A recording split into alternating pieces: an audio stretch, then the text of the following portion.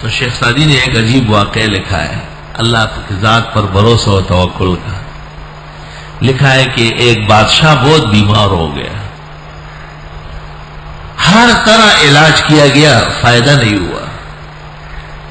آخر میں کسی ظالم نے یہ مشورہ دیا کہ ایک انسان کو، چھوٹا بچہ کیوں نہ ہو، بادشاہ سلامت پر قربان کر لیا جائے اور بادشاہ کے سامنے اس کو بکرے کی طرح ذبح کر دیا جائے، بادشاہ بچ جائے گا. جب ہر طرح علاج معالجہ کیا گیا اور بادشاہ صحت مند نہیں ہوا تو تنگ آ گئے. ہر کے سلطان مرید او باشد ورحمہ بد کو ند نے کو باشد. جب بادشاہان نے کام چاہے کون روکے گا؟ چنانچہ اس کے لیے اسلامی مفتی سے فتویٰ لیا گیا. تو شیخ الاسلام نے فتویٰ لکھا کہ بادشاہ سلامت کی زندگی کے ساتھ لاکھوں جانیں وابستہ ہے. ایک جان قربان ہو کر اگر بادشاہ بچ سکتے ہیں تو یہ جائز. وزیر کو کہا گیا، اس نے خزانے کا منہ کھولا اور زر و سیم نکالا اور ایک گھرانہ تلاش کیا گیا جن کے ہاں بہت سارے بچے تھے، 17-18 ویسے ہی گھومتے رہتے گلی میں. ہمارے یہاں ایک شخص کی بیوی نے دوسری عورت کو کہا کہ تمہارے اتنے بچے ہوئے ہیں جیسے چوزے. وہ پشتو میں بہت سخت جملہ کہا ہے، وہ درس میں مناسب نہیں. تو انہوں نے ایک بزرگ کو جا کے شکایت کی کہ بھئی ہماری بیوی کو اس کی بیوی نے یہ سکھایا. تو وہ ان کے پیچھے آئے شام کو کہ بھئی آپ کیوں ایسی باتیں کرتی ہیں؟ اس نے کہا حاجی صاحب یہ مجھے بتاؤ کہ انسان کے کتنے بچے ہوتے ہیں؟ کہا 10 بھی ہوتے ہیں، 12 بھی ہوتے ہیں. آپ کون ہوتی؟ اس نے کہا 10-12 نہیں، ان سے پوچھو. کہا بھئی تمہارے کتنے؟ کہا 21 ہے. کہا صحیح کہا ہے تو جو واقعی مرغی کے بھی اتنے چوزے نہیں پلتے. خیر کثیر الاولاد گھرانہ دیکھا گیا، غریب گھرانہ تھا. انہوں نے ایک بچہ اٹھا کے دے دیا کہ بھئی یہ لے جاؤ. اس کے بعد بادشاہ سلامت شاہی تخت پر لیٹے ہوئے تھے اور قاضی صاحب آئے اور مفتی نے فتویٰ سنایا کہ بادشاہ سلامت کی جان سے کئی جانیں وابستہ ہے، اس لیے ایک بچے کا قربان ہونا جائز ہے. پھر ماں باپ نے کہا کہ ہم نے پیسے لے کر خوشی سے بیٹا دیا ہے. اور پھر قاضی نے اپنے جلاد کو کہا کہ آپ تیار رہیں. کہتے ہیں کہ اس لمحے میں اس بچے نے آسمان کی طرف دیکھا اور بخندید اور ہنس پڑا. بادشاہ بڑا حیران ہو گیا کہ ایک ایسا وقت جس میں اس کو ذبح کیا جانے والا ہے یہ کیسے ہنس رہا ہے. تو اس نے کہا دنیا کے اندر محبت کا سب سے بڑا سہارا ماں باپ ہے. وہ پیسے لے کر مجھے حلال کرنے پر راضی ہو گئے، اور جب ماں باپ مدد نہ کر سکے تو لوگ علماء سے کہتے ہیں. تو مفتی صاحب نے فتوی لکھ دیا ہے کہ یہ مارا جائے. جب وہاں بھی شنوائی نہ ہو تو پھر قاضی کی عدالت میں رجوع کیا جاتا ہے. قاضی خود جلاد لے کے آیا ہے. اور جب پورے ملک میں کوئی مدد نہ کر سکے تو بادشاہ سلامت کے پاس لوگ پہنچنے کی کوشش کرتے ہیں. تو بادشاہ خود میری جان کے در پہ ہے، اس کی زندگی اسی پر محمول ہے. تو میں اس لیے ہنس رہا ہوں کہ اے اللہ ایسے وقت میں بھی آپ بچا سکتے ہیں. اس بچے نے یہ گفتگو ایسے درد اور سوچ سے کہی کہ بادشاہ کا دل بھر آیا اور اس نے کہا بس مجھے موت منظور ہے لیکن اس بچے کو نہیں قتل کرنا، چھوڑو اسے.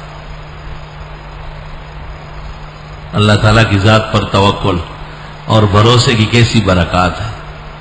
شیخ سعدی علیہ الرحمت نے لکھا ہے کہ اسی ہفتے میں بادشاہ کی صحت بحال ہو گئی اور وہ بیماری جڑ سے ختم ہو گئی. اللہ لا الہ الا ہو وعلی اللہ فلیتوکل المؤمنون.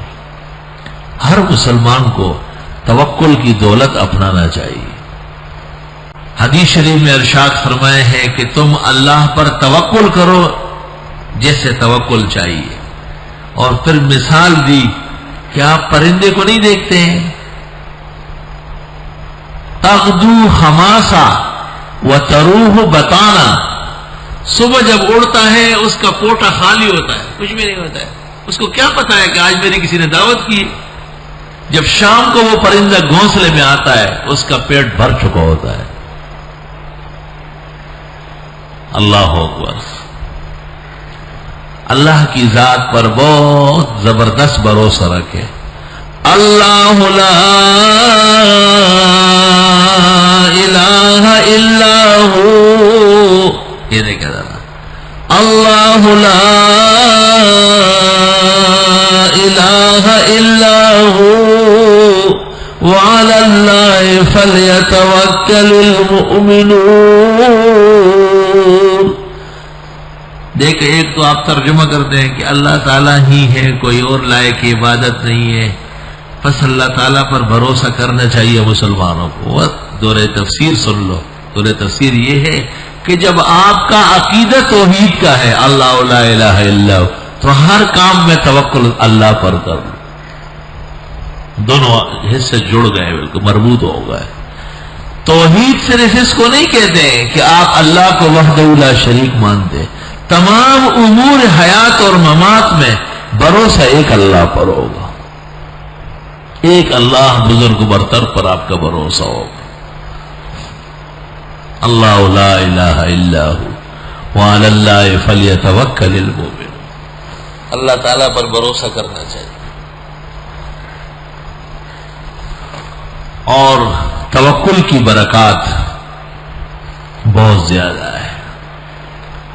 احادیث سے پتہ چلتا ہے کہ اسباب ضعیف ہے، کمزور ہے، اور مسبب بہت قوی ہے. تو قوی کو لینا چاہیے، کمزور کو کائے کے لیے آپ لے رہے ہیں. دو چیزیں بک رہی ہے.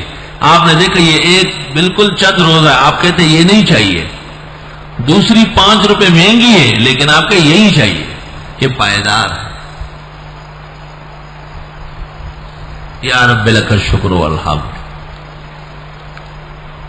وہ شیخ سعدی علیہ الرحمت نے گلستان میں ایک واقعہ نقل کیا ہے توکل کا. سعدی ابن الجوزی کا خاص شاگرد ہے. ابن الجوزی 1200 کتابوں کا مصنف ہے. ابن تیمیہ نے لکھا ہے کہ 1000 کتابیں ابن الجوزی کی میں نے دیکھی. اور شہاب الدین سروردی رحمت اللہ علیہ، سلسلہ سروردیہ کے بانی، یہ شیخ سعدی علیہ الرحمت کے براہ راست شیخ ہے. حکیم الامت مولانا اشرف علی صاحب کے اشرف السوانی میں ہے کہ ہم جب چھوٹے تھے اور کتابیں پڑھتے تھے تو ہمیں یہ بات سمجھائی گئی تھی کہ شیخ سعدی اولیاء اللہ میں سے، شاعر نہیں ہے صرف فارسی کا، اللہ کے نیک اور کامل بندوں میں سے. نفحات الانس میں بھی جامی نے لکھا ہے